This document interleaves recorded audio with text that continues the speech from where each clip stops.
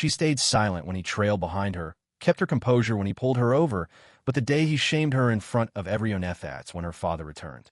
It happened in the hallway between third and fourth period, right there for all to see. Emily Carter walked with her binder pressed tightly against her chest, head lowered, moving fast as she always did. She wasn't timid, just driven 17, with early acceptance letters already waiting in her email, set to be valedictorian. No fuss, no chaos, just her books, and her goals.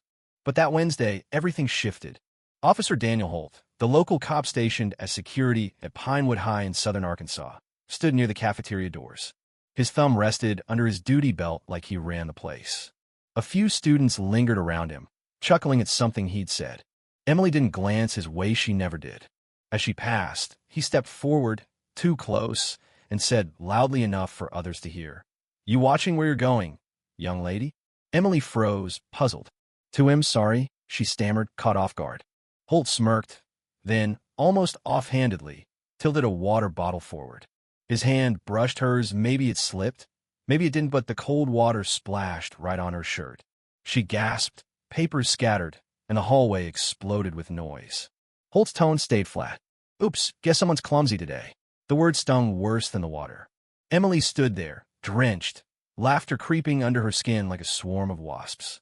Her shirt clung to her hair dripped, her face burned. She didn't speak, didn't even look at him. She just gathered her papers, turned, and walked away.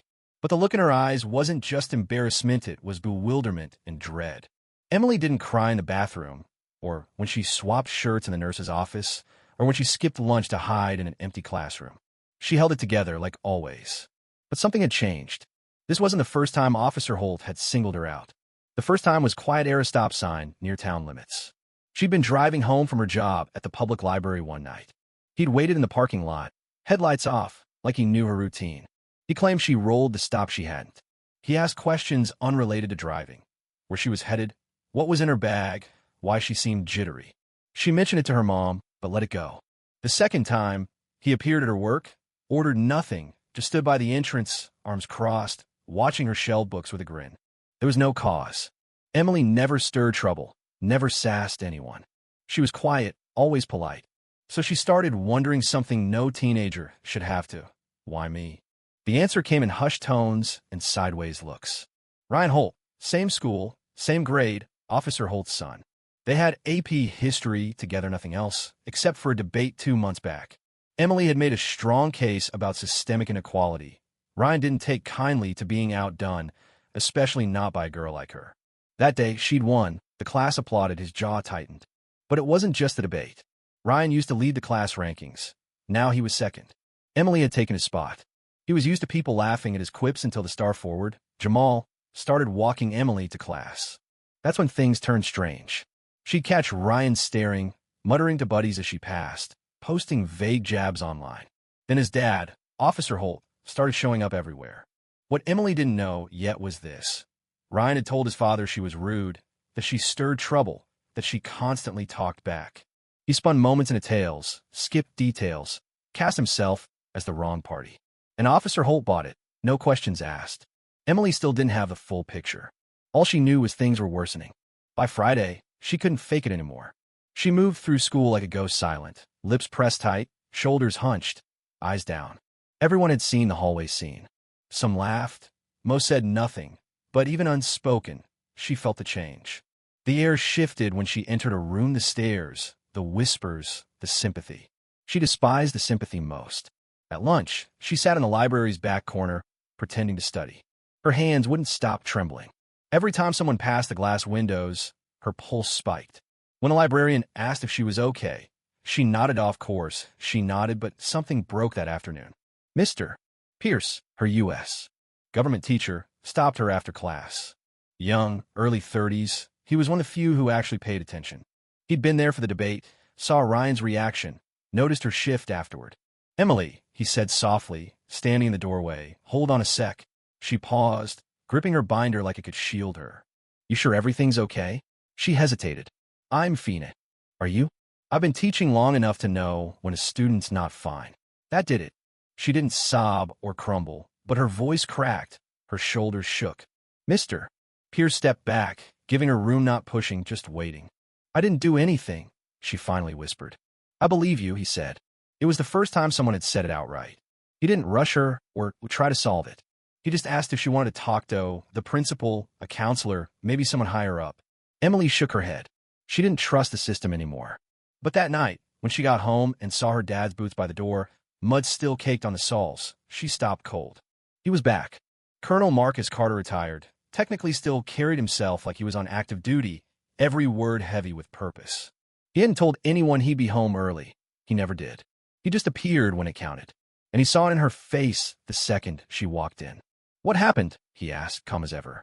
Emily stood in the kitchen, fingers shaking over her backpack zipper. Her mother, Lena, looked up from the stove but stayed quiet. Emily glanced at them both, then spilled it all to stop: the library, the hallway, the water, Ryan. She braced for fury, maybe a slammed fist, a vow to storm the school that night. But Marcus didn't do that. He nodded once, measured and still, then walked to his office, shut the door, and didn't come out until morning. What Emily didn't know yet was her father wasn't just hearing her, was strategizing.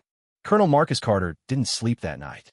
In his office, door closed, surrounded by old files, a laptop no one touched, and a folder labeled he hadn't opened in years, he worked.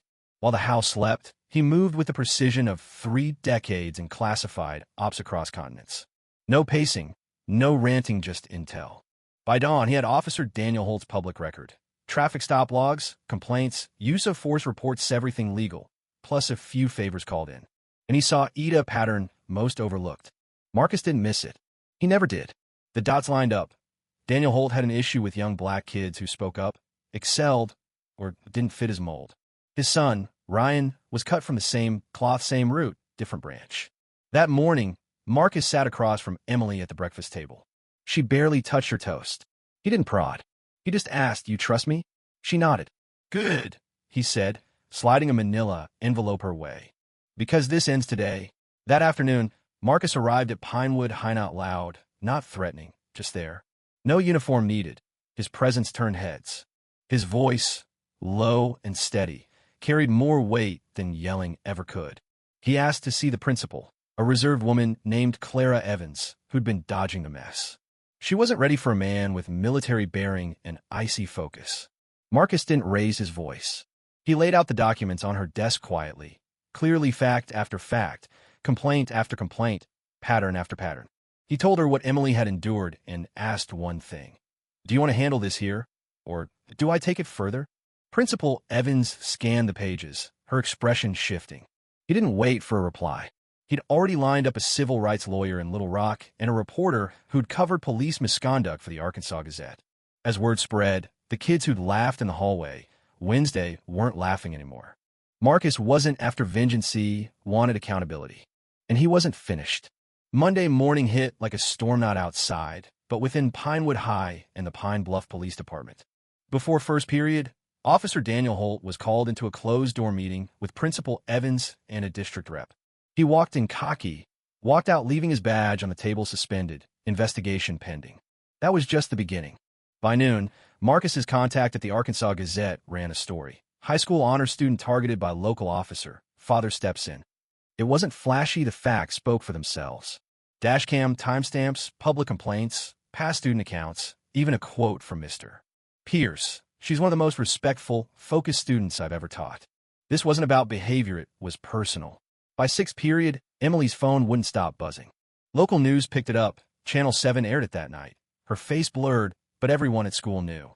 The quiet girl, the one who never caused trouble, the one they'd shamed on purpose. Now the tide was turning. Ryan Holt tried to fade into the background, deleted his snarky posts. His friends went mute. Even the basketball player who'd laughed at his joke wouldn't look his way. No one wanted to be next. Emily didn't crow or swagger. She walked into school as always, but this time her shoulders were square. Passing the hallway where it happened, the water, the laughter, the shame, something shifted inside her. Not rage, not payback, peace. Outside school, the noise grew. 3 other students came forward, 2 black boys, and a girl, saying Officer Holt had stopped them for no reason, accused them falsely, made them feel scared. Now it wasn't just Emily's story, it was a pattern. Marcus stayed low-key, giving one brief interview. The reporter asked why he didn't push harder. "Sue, turn up the heat." Marcus said simply, sometimes the truth's the loudest thing in the room. I don't need to ruin Amani, just need the truth to do its work. That truth did more than tarnish names. It sparked school board meetings, forced the police to rethink training, gave a few frightened kids the guts to speak not just at Pinewood, but in nearby towns too. Emily got asked to speak at a student leadership summit in Fayetteville, talking about dignity, fear, and what it's like when the people in charge forget you're still young. She closed with a line from her dad, unscripted. Silence isn't always weakness, sometimes it's the moment before the truth steps in. But one last moment led no reporters, no principals, no cameras, just a face-to-face. A week later, in a small district office room, plain walls, folding chairs, a clock ticking too, loud, Emily sat across from Daniel Holt. He didn't look like the man who doused a teenage girl in front of a crowd anymore. No badge, no uniform, just a guy, stiff in his seat, avoiding her gaze. He didn't want to be there. That was clear. The district had pushed for some restorative dialogue. Emily hadn't wanted it either, not at first, but her dad had asked, "Do you want him to hear you, or just hear about you?" So she came. The mediator laid out the rules, then stepped back, letting silence settle. Emily spoke first. "You humiliated me," she said, eyes locked on his.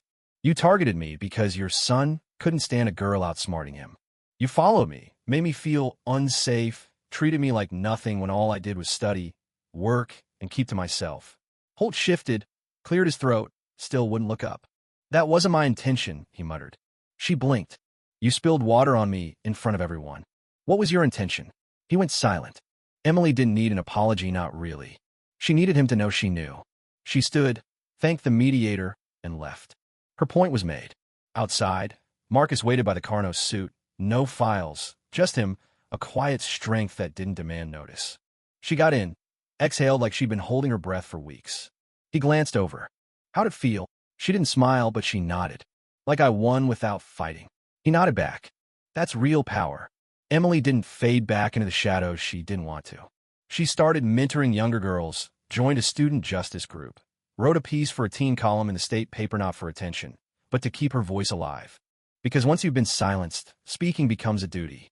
Not everyone has a father like Marcus Carter, or a paper trail, a teacher who cares, or a reporter who listens. Emily knew that. That's why she spoke for those who couldn't. That's what made her strong. Officer Holt didn't return to Pinewood. His badge stayed, suspended indefinitely. He fought it, but the system he thought was ironclad started doing its job, bit by bit, quietly, just like Marcus said. It's not about volume, it's about being right. So what's the takeaway? Power without integrity is just noise. Silence, when it's packed with truth, can rattle the earth. If someone's ever made you feel small for doing what's right, remember this. You don't have to match their level. You just have to stand. If this story hit you, share it, talk about it. Ask yourself who you'd be, Emily or Marcus, because real change doesn't always roar. Sometimes it starts with one steady voice that won't fade away.